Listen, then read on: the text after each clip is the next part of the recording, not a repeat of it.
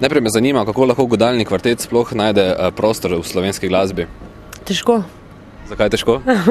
Zato, ker ni nekaj običajnega, pravzaprav če je, se bolj nagiba ali v klasični glasbi, ali pa mogoče k tej neki bolj pop, zabavljaški, ne vem kva, mi smo pa tlele nekje vmes, bi rekel človek. Pravzaprav poskušamo zaobjemati vse te nekako zvrstino.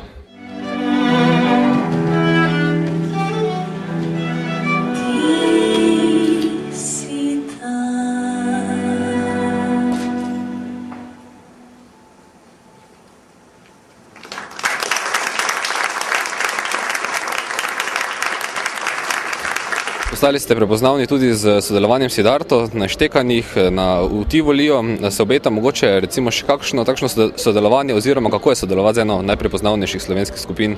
A smo razpoznavni ratali, to pa? Se vam ne zdi? Ne, nisem dobila. Sam sem vas prepoznal. A ja, no, pa v redu. Pa očitno, ne vem, no. Ja, mislim, mi smo odprti za kakršnokoli sodelovanje, gre to za prepoznavne skupine ali za neprepoznavne. Skratka, sprejemamo razne izzive, gre za to. Za konec, kaj ste pripravili za nocoj?